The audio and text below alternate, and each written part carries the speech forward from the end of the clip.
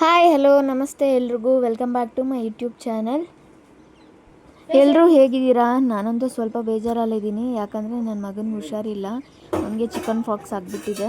ನಾನು ನಾರ್ಮಲ್ ನಮ್ಮ ಭಾಷೆನಲ್ಲಿ ಹೇಳಬೇಕು ಅಂತ ಹೇಳಿದ್ರೆ ಅಮ್ಮ ಆಗಿದೆ. ಹಾಸ್ಪಿಟ್ಲಲ್ಲೆಲ್ಲ ಕೂಡ ಸಿರಪ್ಸ್ ಎಲ್ಲ ಕೊಟ್ಟಿದ್ರು, ಲೋಷನ್ನು ಕೊಟ್ಟಿದ್ರು ಅದಕ್ಕೆ ಹಚ್ಚೋದಕ್ಕೆಲ್ಲನೂ. ಇನ್ನು ನಮ್ಮ ಟ್ರೆಡಿಷ್ನಲ್ಲು ಹಳೆ ಕಾಲದಲ್ಲಿ ಉಪಯೋಗಿಸ್ತಾರಲ್ವ ಬೇವಿನ ಎಲೆ, ಅದನ್ನು ಸ್ವಲ್ಪ ಯೂಸ್ ಮಾಡಿಬಿಟ್ಟು ಸ್ನಾನ ಮಾಡಿಸೋಣ ಅಂಥೇಳಿ ಒಂದು ಬಟ್ಲಷ್ಟು ಬೇವಿನ ಎಲೆನ ತೊಗೊಂಡು ಮಿಕ್ಸಿ ಜಾರಲ್ಲಿ ಸ್ವಲ್ಪ ನೀರನ್ನ ಹಾಕಿ ಸ್ವಲ್ಪ ನುಣ್ಣಗೆ ಪೇಸ್ಟ್ ಮಾಡ್ಕೊಂಡಿದ್ದೀನಿ. ಅದನ್ನು ಚೆನ್ನಾಗಿ ಹಚ್ಬಿಟ್ಟು ಸ್ನಾನ ಮಾಡಿಸಿ ಹಾಗೆಯೇ ದೇವ್ರಿಗೆ ಹರಕೆ ಕಟ್ಟೋಣ ಅಂತೇಳ್ಬಿಟ್ಟು ಎತ್ತೇನಹಳ್ಳಿ ಅಮ್ಮನಿಗೆ ಹರಕೆನ ಕಟ್ಕೊತಿದ್ದೀನಿ. ಹರಕೆ ಕಟ್ಟೋಕ್ಕೆ ಅಂಥೇಳಿ ಒಂದು ಬಿಳಿ ಬಟ್ಟೆನ ಸ್ವಲ್ಪ ಉದ್ದನೆ ಆಗಿ ಕಟ್ ಮಾಡಿ ಇಟ್ಕೊಂಡು ಅದಕ್ಕೆ ನೆನೆಸ್ಬಿಟ್ಟು ಸ್ವಲ್ಪ ಅರಿಶಿನ ನೀಟಾಗಿ ಆ ಬಟ್ಟೆಗೆಲ್ಲ ಫುಲ್ಲು ಸ್ಪ್ರೆಡ್ ಮಾಡ್ತಿದ್ದೀನಿ. ಇನ್ನು ಡಾಕ್ಟರ್ಸ್ ಏನೋ ಹೇಳ್ತಾರೆ ಜಸ್ಟ್ ಸಿರಪ್ನ ಹಾಕಿ ಮತ್ತು ಇದು ಲೋಷನ್ನ ಹಚ್ಚಿ ಹೋಗುತ್ತೆ ಅಂತೇಳಿ. ಆದರೆ ನಮ್ಮ ಹಳೆ ಕಾಲದಲ್ಲಿ ಏನು ನಡ್ಕೊಂಬಂದಿರುತ್ತೆ ಅದ್ರ ಹಿಂದೆ ಒಂದು ಸೈಂಟಿಫಿಕ್ ಆಗಿರೋಂಥ ರೀಸನ್ ಇದ್ದೇ ಇರುತ್ತೆ. ಅದಕ್ಕೇ ಅದನ್ನು ಕೂಡ ಈಗಿನ ಕಾಲದಲ್ಲಂತೂ ಎಲ್ಲನೂ ಫಾಲೋ ಮಾಡಬೇಕಾಗುತ್ತೆ. ಅದರಲ್ಲೂ ಸಣ್ಣ ಮಕ್ಳ ವಿಷಯದಲ್ಲಂತೂ ನೆಗ್ಲೆಕ್ಟ್ ಮಾಡೋಕ್ಕಾಗೋದಿಲ್ಲ.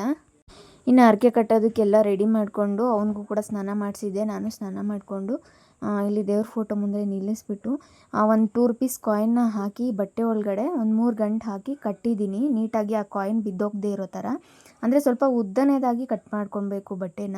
ಯಾಕಂದರೆ ಅವ್ನ ಕೈಗೆ ಅಟ್ಲೀಸ್ಟ್ ಒಂದು 12 hours ಆದರೂ ಅವ್ನ ಕೈಯಲ್ಲಿ ಇರಬೇಕದು. ಅದಾದಮೇಲೆ ಅದನ್ನು ತೆಗೆದು ದೇವ್ರ ರೂಮಲ್ಲಿ ಇಟ್ಬಿಟ್ಟು ಆಮೇಲೆ ಬೇಕಾದ್ರೆ ನಾವು ಅದನ್ನು ದೇವಸ್ಥಾನಕ್ಕೆ ತೊಗೊಂಡೋಗಿ ಕೊಟ್ಟು ಹರಕೆನ ತೀರಿಸ್ಕೊಂಡು ಪೂಜೆ ಮಾಡಿಸ್ಕೊಂಡು ಬರಬೇಕಾಗುತ್ತೆ. ಈಗ ಊದುಗಡ್ಡಿನ ಹಚ್ಬಿಟ್ಟು ಕಟ್ಟಿದ್ವಲ್ಲ ಅದು ಕಾಯಿನ್ಗೆ ಸ್ವಲ್ಪ ಊದುಗಡ್ಡಿ ಹೊಗೆನ ತೋರಿಸಿ ಅದಕ್ಕೆ ಪೂಜೆ ಮಾಡಿಬಿಟ್ಟು ಮಗುಗೆ ಏನು ತೊಂದರೆ ಆಗಿದೆ ಅದನ್ನು ಮನಸ್ಸಿನಲ್ಲಿ ಬೇಡಿಕೊಂಡು ಮತ್ತು ನಾವು ಏನು ಹರಕೆ ಮಾಡ್ಕೊಂಡಿದ್ದೀವಿ ಅದನ್ನೆಲ್ಲ ಮನಸ್ಸಲ್ಲಿ ಬೇಡಿಕೊಂಡು ಪೂಜೆ ಮುಗಿಸಿ ಊದುಗಡ್ಡಿ ಹೊಗೆನೆಲ್ಲ ತೋರಿಸ್ಬಿಟ್ಟು ಈಗ ಮಗು ಕೈಗೆ ಅವ್ನ ಬಲಗೈಗೆ ಕಟ್ಟಬೇಕಾಗುತ್ತೆ. ಇನ್ನು ಇದನ್ನೆಲ್ಲ ಉಪವಾಸದಲ್ಲೇ ಮಾಡಿದೆ. ಇನ್ನು ತಿಂಡಿ ತಿಂದ್ಬಿಟ್ಟು ಯಾಕೆ ಹರಕೆ ಕಟ್ಟೋದು ಅಂತೇಳ್ಬಿಟ್ಟು ಇನ್ನು ನಾನು ತಿಂಡಿ ತಿಂದ್ಕೊಂಡಿರಲಿಲ್ಲ.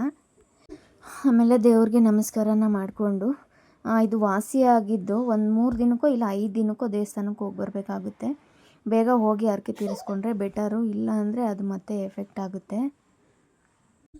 ಇನ್ನು ದೇವ್ರಿಗೆ ನಮಸ್ಕಾರ ಹಾಕಿಬಿಟ್ಟು ಅವನನ್ನು ಸಪ್ರೇಟಾಗಿ ಮಲಗಿಸಿದ್ದೀನಿ. ಎಲ್ಲೂ ತುಳಿದಾಡೋ ಅಂಥ ಜಾಗದಲ್ಲಿ ಮಲಗಿಸೋ ಆಗಿಲ್ಲ.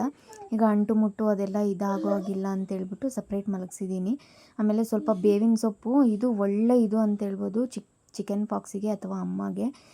ನನಗೂ ಇದೆಲ್ಲ ಗೊತ್ತಿರಲಿಲ್ಲ. ಅಂದರೆ ನಮ್ಮ ಓನರ್ ಆಂಟಿ ಇದ್ದಾರಲ್ವ, ಅವ್ರ ಹತ್ರನ ನಾನು ಏನೆಲ್ಲ ಮಾಡಬೇಕು ಅಂತೇಳಿ ಅವ್ರ ಹತ್ರನೇ ತಿಳ್ಕೊಂಡೆ. ಅವರೇ ಹೇಳಿಕೊಟ್ರು ಈ ಥರ ಎಲ್ಲ ಮಾಡು ಬೇಗ ವಾಸಿಯಾಗುತ್ತೆ ಅಂತೇಳಿ.